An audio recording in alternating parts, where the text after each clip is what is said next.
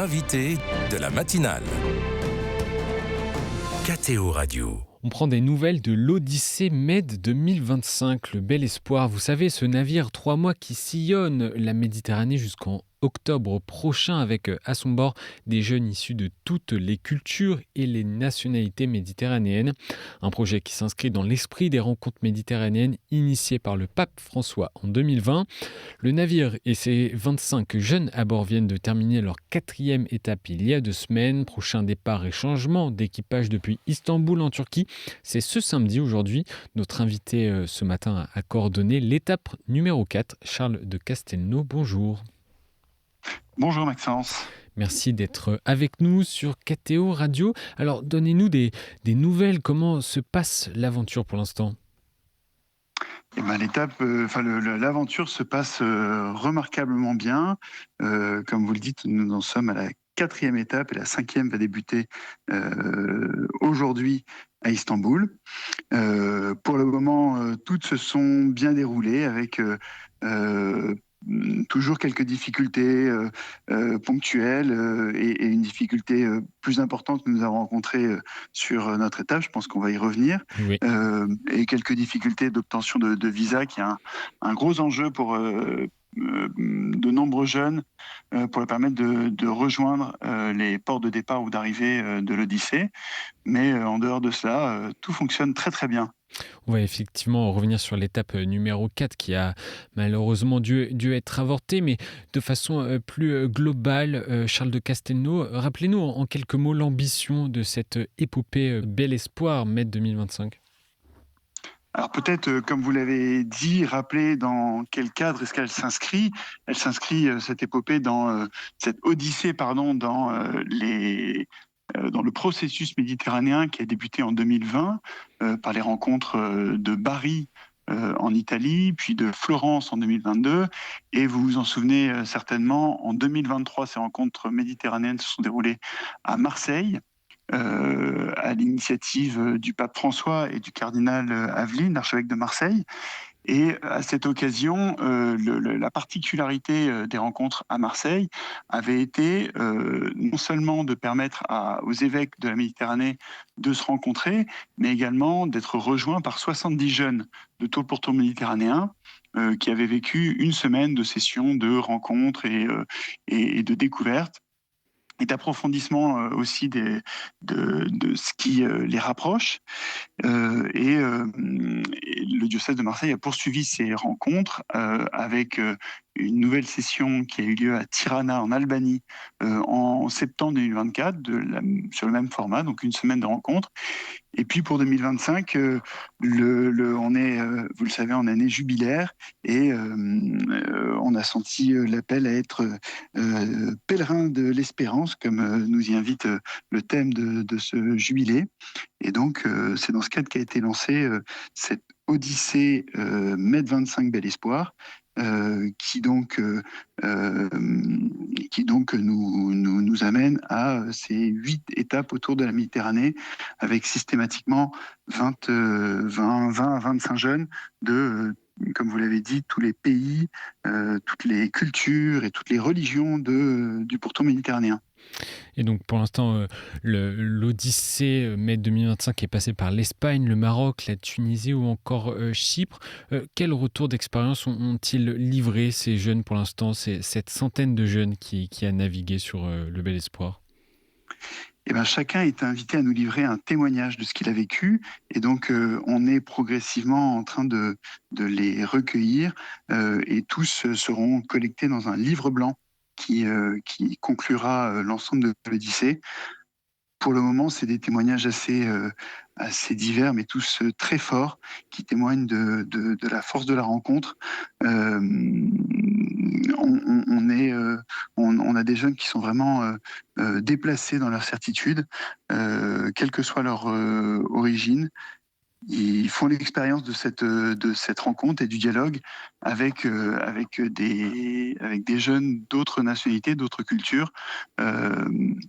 Voilà, une rencontre qui rompt beaucoup des préjugés et qui nourrit une réelle fraternité méditerranéenne. Et la vie à bord n'est-elle pas trop éprouvante? Car ces jeunes naviguent aussi pendant plusieurs jours entre deux points d'étape, deux pays. Souvent, c'est aussi un défi de vivre sur un bateau qui navigue. Ah oui, c'est un vrai défi parce que mettre des jeunes de différentes nationalités ou religions ensemble, c'est déjà un défi. Mais alors les mettre sur un bateau de 30 mètres duquel ils ne peuvent pas sortir si il se passe quoi que ce soit, c'est un défi encore plus grand.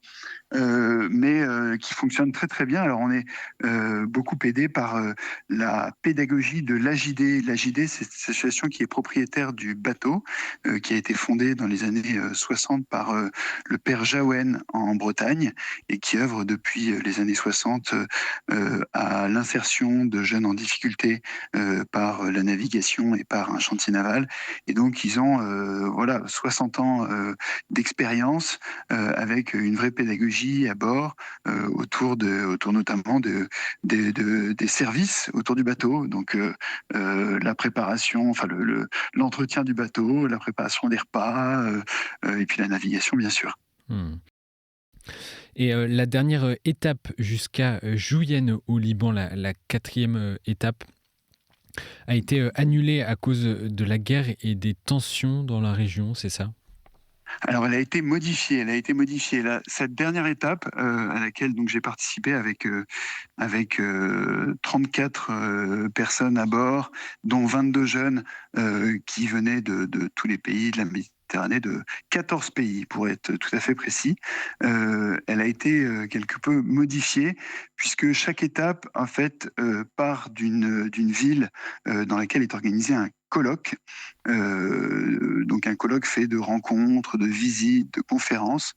Et ce colloque, pour ce qui nous concerne, était organisé à Chypre, et donc essentiellement à Jounieh, un petit peu aussi à Larnaca et à Limassol. Un colloque qui était organisé par une équipe locale, donc en l'occurrence le diocèse de Nicosie. Et puis ensuite, les jeunes naviguent vers une ville d'arrivée dans laquelle est organisé un festival. Et effectivement, ce festival devait être organisé à Jounieh, au Liban, et à Beyrouth, où de la même façon, le diocèse s'était mobilisé pour organiser un très beau programme. Et donc, nous avons quitté Chypre alors que nous étions au courant des tensions qui montaient dans la région entre Israël et l'Iran, mais sans que la guerre ait été déclarée. Et nous avons découvert en réussissant à établir une connexion à l'approche du Liban que la guerre avait été déclarée et qu'il était trop risqué de rejoindre le Liban à un moment où nous ne savions pas encore Hmm. quelle tournure allaient prendre les événements. Et comment avez-vous abordé ce rapport à la paix qui est aussi l'un des points centraux de cette odyssée, alors que la rive orientale de la Méditerranée et des peuples se déchirent? Eh ben, ça a été pour tous d'abord une stupéfaction et puis un petit peu aussi une colère parce que beaucoup espéraient rejoindre le Liban. Mais voilà, il y a quelque chose d'un petit peu étonnant, d'un petit peu mystérieux qui s'est passé puisque on est petite coque de noix sur les sur les rives de la Méditerranée, sur les vagues des événements. Et malgré cela, malgré tout ce que l'on vivait, eh ben, on a été un petit peu emporté par le flot des événements. Euh, voilà, pour les jeunes, je pense qu'il va encore falloir un petit peu de temps pour bien analyser, pour bien comprendre ce qui s'est passé. C'est difficile de vous répondre comme ça sur la manière dont chacun l'a vécu, mais voilà, c'est sûr que ça a été une immense déception pour tous de ne pas pouvoir rejoindre le Liban.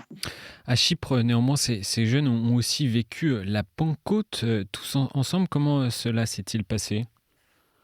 On a vécu un magnifique programme ce week-end-là à Chypre, avec pas mal de choses, mais effectivement notamment la célébration de la Pentecôte le dimanche. Et donc il y a certains jeunes sont allés à la cathédrale de Nicosie en présence de l'évêque, monseigneur Bruno Variano, qui célébrait la Pentecôte.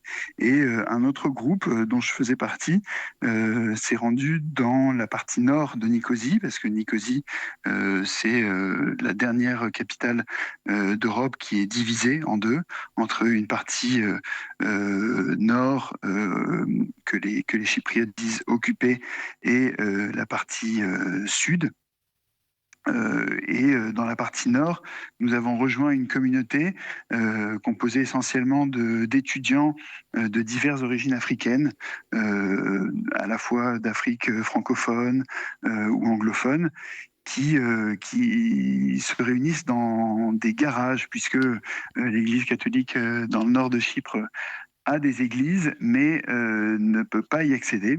Et donc, ils se réunissent dans des garages. Et voilà, on a vécu une merveilleuse expérience de la Pentecôte avec une magnifique célébration. Et puis voilà, comme le dit l'évangéliste, nous étions un petit peu dans l'émerveillement et la stupéfaction.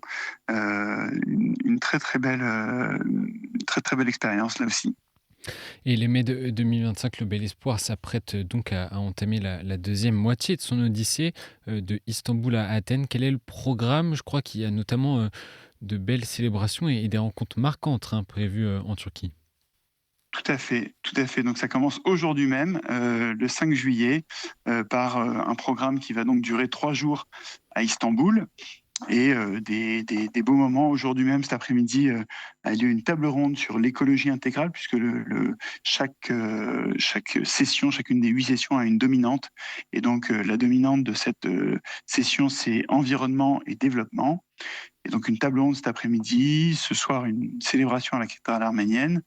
Et puis, demain matin, les jeunes assisteront à l'office orthodoxe à la cathédrale patriarcal Saint-Georges au Fanard, qui sera suivi d'une rencontre avec le patriarche œcuménique Bartholomé. Et puis voilà, la journée se poursuivra avec une visite à la mosquée Souleymaniye, et puis d'autres événements, mais je ne vais pas vous rentrer dans les détails. Vous pouvez trouver tout ça sur le site internet med25belespoir.org. Mais j'allais le donner justement, Charles de Castelnau. Merci de m'avoir devancé à suivre donc cette odyssée qui se terminera donc en octobre prochain à Marseille. Merci d'avoir été avec nous ce matin. Et merci à vous. Très bonne journée.